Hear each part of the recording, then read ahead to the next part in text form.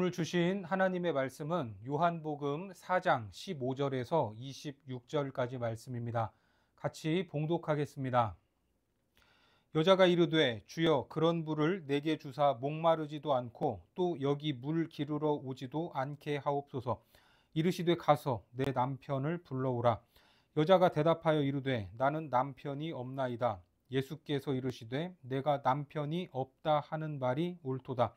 너에게 남편 5이 있었고 지금 있는 자도 내 남편이 아니니 내 말이 참되도다. 여자가 이르되 주여 내가 보니 선지자로소이다. 우리 조상들은 이 산에서 예배하였는데 당신들의 말은 예배할 곳이 예루살렘에 있다 하더이다. 예수께서 이르시되 여자여 내 말을 믿으라. 이 산에서도 말고 예루살렘에서도 말고 너희가 아버지께 예배할 때가 이르리라. 너희는 알지 못하는 것을 예배하고 우리는 아는 것을 예배하노니 이는 구원이 유대인에게서 남이라. 아버지께 참되게 예배하는 자들은 영과 진리로 예배할 때가 오나니 곧 이때라. 아버지께서는 자기에게 이렇게 예배하는 자들을 찾으시느니라. 하나님은 영이시니 예배하는 자가 영과 진리로 예배할지니라. 여자가 이르되 메시아 곧 그리스도라 하는 이가 오실 줄을 내가 아노니 그가 오시면 모든 것을 우리에게 알려주시리이다. 예수께서 이르시되 내게 말하는 내가 그라 하시니라. 오늘은 영과 진리로 주님을 예배하라 라는 제목으로 하나님 말씀 전하겠습니다. 우리가 지난 시간에 유대를 떠나 갈릴리로 가시는 예수님이 사마리아를 향해 가시는 장면을 봤습니다. 사마리아는 유대와 갈릴리 사이에 있었기 때문에 반드시 통과할 수밖에 없는 곳이었지만 이스라엘의 아픈 역사 가운데 정통 유대인들이 따돌려버린 이 혼혈인들, 그 혼혈인들이 사회적 편견과 핍박 속에서 어쩔 수 없이 떨어져 나가 살게 된 그런 장소였습니다.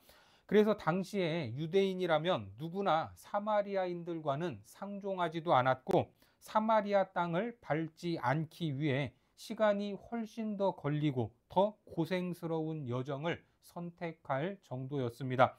그런데 예수님은 굳이 그곳 사마리아를 가야겠다라고 말씀하시면서 보이지 않는 장벽, 사회적 편견과 역사적 심판을 넘어서서 그곳으로 가셨던 겁니다.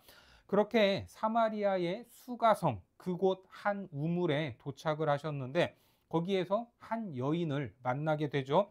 그리고 그 여인과 대화를 하면서 영원히 목마르지 않는 물에 대해 말씀하십니다. 그랬더니 사마리아 여인이 어떻게 반응을 합니까? 오늘 본문 15절에 보면 여자가 이르되 주여 그런 물을 내게 주사 목마르지도 않고 또 여기 물 기르러 오지도 않게 하옵소서.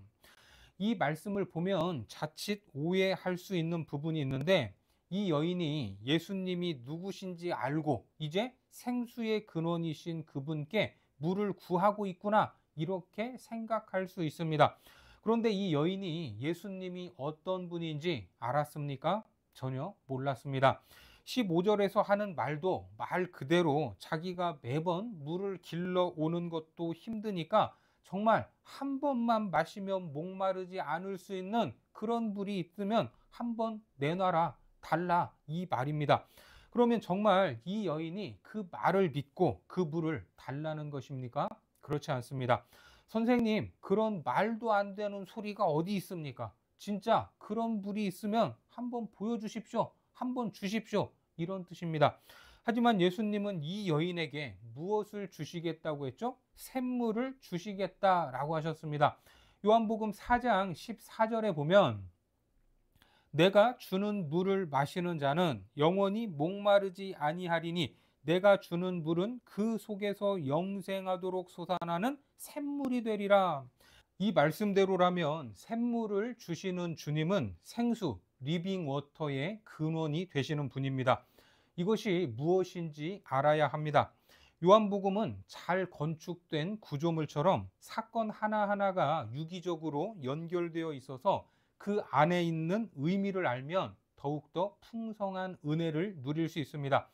앞서 2장에서 인간의 탐욕과 욕심에 물들어 버린 성전에서 장사치들을 내쫓고 상을 엎으셨던 사건을 기억하실 겁니다. 그때 예수님이 뭐라고 하셨습니까? 요한복음 2장 19절에 보면 예수께서 대답하여 이르시되 너희가 이 성전을 헐라 내가 사흘 동안에 일으키리라. 당시 사람들은 이 말씀이 무슨 뜻인지 몰랐지만 여기서 말하는 성전은 예수님의 육체를 의미하는 것입니다. 그래서 그 성전을 헐면 다시 짓는다 이렇게 말하지 않고 일으킨다라고 말씀하셨는데 이 표현은 무엇입니까? 바로 부활을 암시하는 말씀입니다.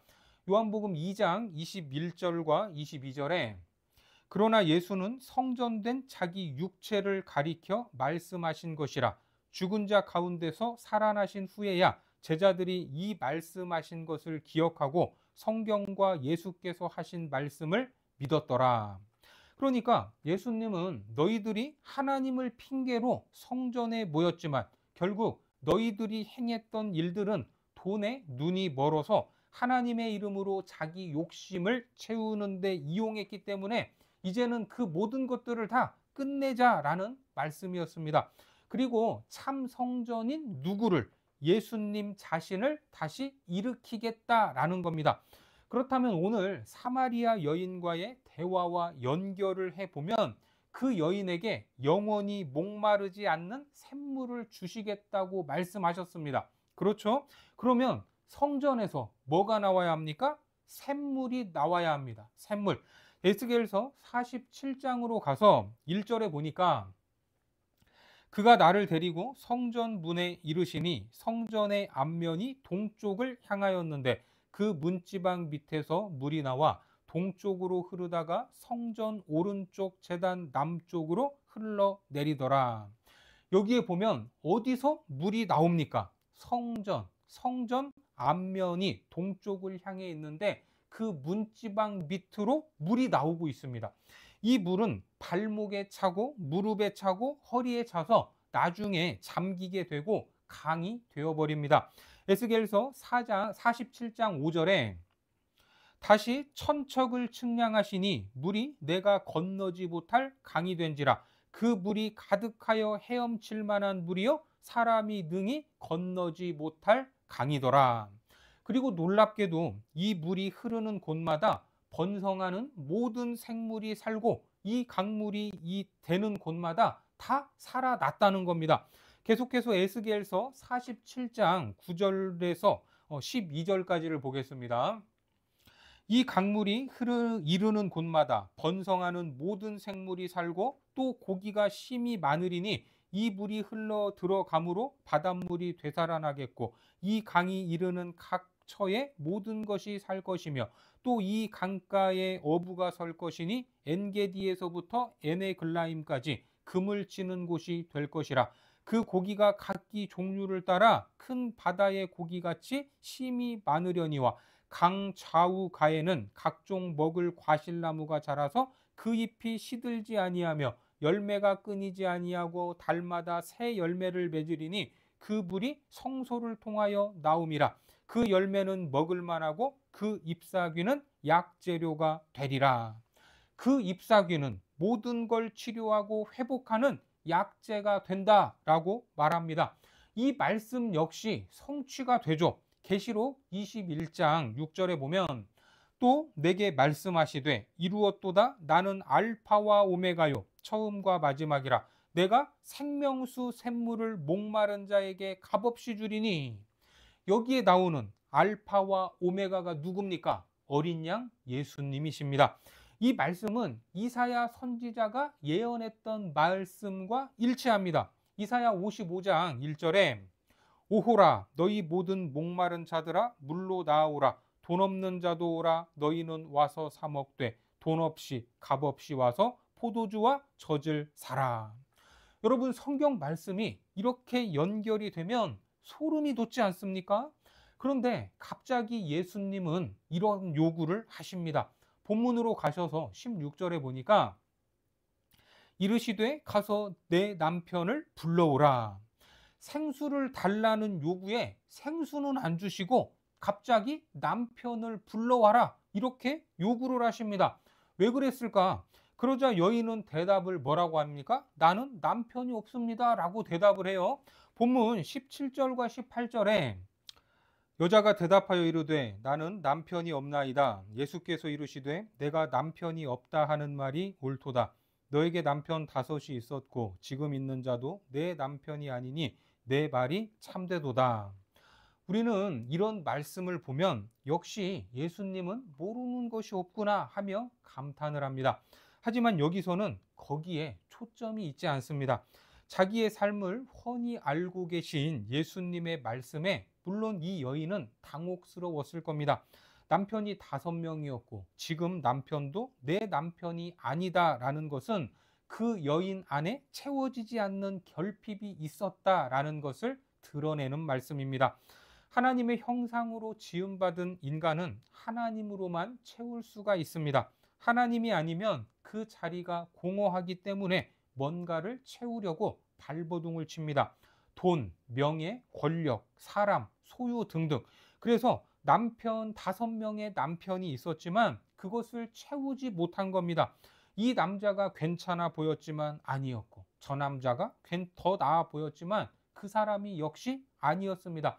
그렇게 남편이 5명이었지만 영혼 속에 있던 어떤 결핍을 채워보려고 해도 인생의 공허함과 결핍은 결코 채울 수 없었던 것이었습니다. 인간이 타락하여 에덴 동산에서 떠난 이후 안식이 없는 상태가 바로 이런 상태입니다. 그런데 성경은 우물가에서 만난 만남을 통해서 부부가 되었다라는 것을 말씀을 했죠. 이삭과 리브가, 야곱과 라헬, 모세와 십보라. 특별히 주님과 우리의 관계를 신랑과 신부로 묘사를 하고 있는데 그러니까 지금까지 이 사마리아 여인은 참된 신랑이신 예수님이 아니라 다른 남편을 찾아 헤맸던 것입니다. 다른 우상, 세상의 다른 것들을 쫓아 사는 삶을 살았다라는 말입니다. 거기에는 결코 만족함이 없다는 것을 믿으시기 바랍니다. 돈, 출세, 학벌, 명예, 권세, 이념, 쾌락 이런저런 중독에 빠진 사람들이 바로 이 사마리아 여인과 같은 것입니다. 이렇게 자신의 상황과 마음을 아는 주님의 말씀에 깜짝 놀라서 19절에 보니까 여자가 이르되 주여 내가 보니 선지자로소이다. 선지자가 뭡니까? 미리 내다보는 사람입니다. 그러면서 질문을 하죠. 20절을 보겠습니다. 우리 조상들은 이 산에서 예배하였는데 당신들의 발은 예배할 곳이 예루살렘에 있다 하더이다. 여기서 말하는 이 산은 사마리아 땅에 있는 그리심 산으로 그들의 성소였습니다.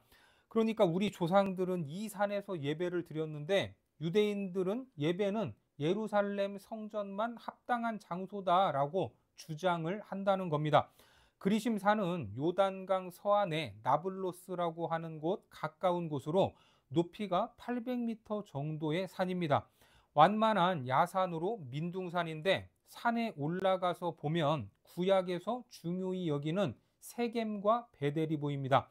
야곱과 관련된 산으로 밧단 아람에서 귀환했던 야곱이 세겜에 머물러 살았기 때문에 사마리아 사람들 입장에서는 그리심산이 성소로서는 가장 최적의 장소였던 겁니다. 하지만 예수님은 21절에서 예수께서 이르시되 여자여 내 말을 믿으라. 이 산에서도 말고 예루살렘에서도 말고 너희가 아버지께 예배할 때가 이르리라. 여인이 던진 질문은 여기가 맞냐 저기가 맞냐 장소의 문제로 어디서 예배를 드리는 것이 맞냐라는 말이었죠. 그런데 예수님은 이 산도 저 산도 아니다라고 말합니다. 이제 뭔가 완전히 달라지는 전환점을 말씀하시는 것으로 이제 하나님께 드리는 예배는 장소에 국한되지 않는다라는 겁니다.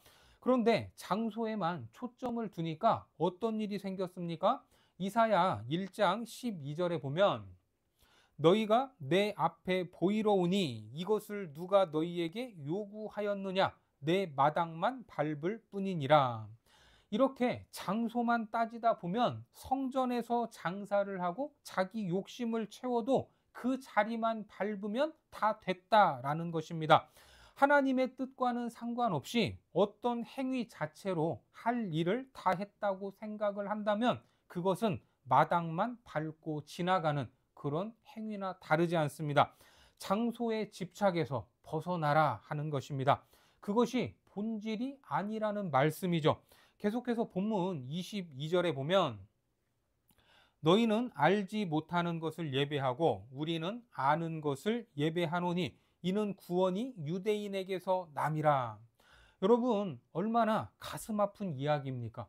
교회를 다니는데 신앙생활을 하는데 알지 못하고 예배하고 알지 못하고 찬송하고 알지 못하고 헌금을 한다면 그게 무슨 의미가 있습니까? 실제로 평생 교회를 다녀도 예수님과의 인격적인 만남이 없었던 그런 분들이 있습니다. 교회를 다니기는 하는데 도대체 뭘 믿는지, 뭘 해야 하는지 모르고 있는 겁니다. 하지만 하나님께 참된 예배를 드릴 날이 온다는 것입니다. 계속해서 본문 23절을 보겠습니다. 아버지께 참되게 예배하는 자들은 영과 진리로 예배할 때가 오나니 곧 이때라. 아버지께서는 자기에게 이렇게 예배하는 자들을 찾으시느니라. 그러면 누구누구를 예배하는 게 참된 예배라는 거죠? 예수님 자신을 예배하는 게 참된 예배다라는 말입니다. 근데 그것을 무엇으로 한다고요? 24절을 보시면 하나님은 영이시니 예배하는 자가 영과 진리로 예배할지니라. 영과 진리로 예배한다라는 것이 무엇인가? 예전에는 신령과 진정으로 예배한다라는 그런 번역을 했습니다. 그래서 신령과 진정 딱 드는 생각이 내 온 마음과 진심을 다해서 하나님을 예배해야 하겠구나 그렇게 생각을 했고 그렇게 배웠습니다. 그런데 신령과 진정 이것이 입에도 딱 붙고 뭔가 더 있어 보이는 표현이지만 이것은 마음을 다하고 정성을 다하여 예배하라 하는 그런 뜻이 아닙니다. 영과 진리로 여기서 영은 주님이 여인에게 말씀하신 생수 곧 성령을 의미하는 겁니다. 그러니까 영으로 예배한다라는 것은 하나님의 마음이 어디에 있는지 하나님이 무엇을 아파하시는지 하나님의 기쁨이 무엇인지를 아는 사람입니다. 고린도전서 2장 10절의 말씀을 볼까요? 오직 하나님이 성령으로 이것을 우리에게 보이셨으니 성령은 모든 것, 곧 하나님의 깊은 것까지도 통달하시느니라. 그러니까 성령이 아니고서는 하나님을 알 수 없고 하나님께 나아갈 수도 없습니다. 다시 요한복음 7장으로 가서 7장 37절 이하의 말씀에 보니까 명절 끝날 곧 큰 날에 예수께서 서서 외쳐 이르시되 누구든지 목마르거든 내게로 와서 마시라. 나를 믿는 자는 성경의 이름과 같이 그 배에서 생수의 강이 흘러나오리라 하시니 이는 그를 믿는 자들이 받을 성령을 가리켜 말씀하신 것이라. 예수께서 아직 영광을 받지 아니하셨으므로 성령이 아직 그들에게 계시지 아니하시더라. 여기에 보니까 그 배에서 무슨 강이 나와요? 생수의 강이 흘러나오리라. 그러니까 성전이신 예수님에게서 샘물이 나온다라는 말씀인 겁니다.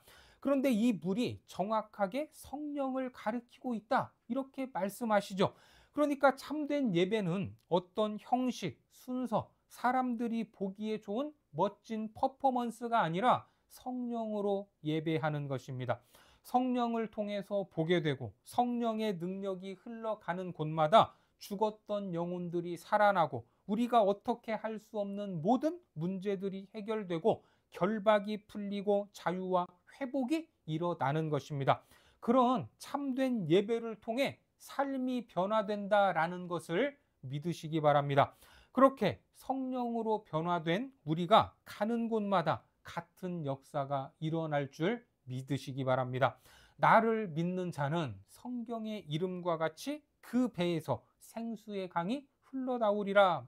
우리들이 들어가는 현장에 생명의 치유의 역사가 일어나고 회복의 역사가 일어날 수 있다는 것입니다.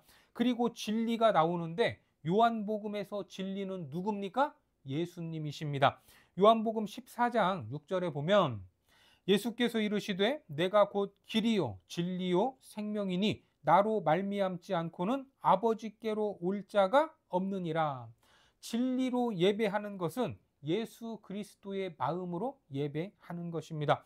그래서 영과 진리로 예배하는 것은 물과 성령으로 거듭나서 그리스도의 마음으로 예배하는 것. 그러면 예배를 드리는 사람들은 새롭게 변화돼서 삶에서 생명의 열매를 맺는 것입니다.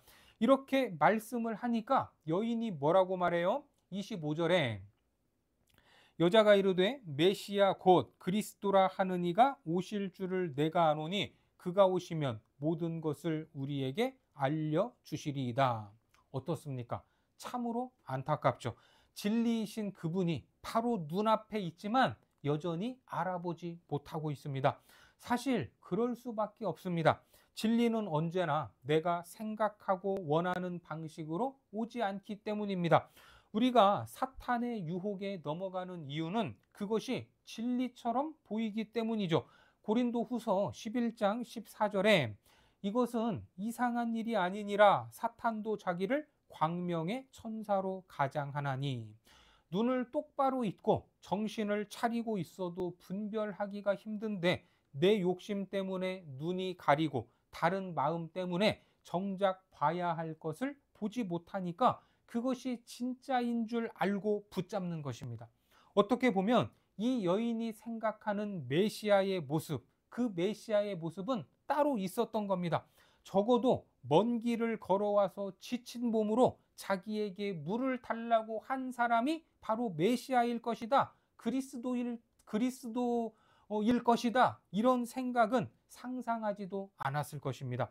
이런 분은 아니고 다른 어떤 좀 멋진 어떤 이 화려한 그런 존재가 올 것이라고 생각하지 않았겠습니까?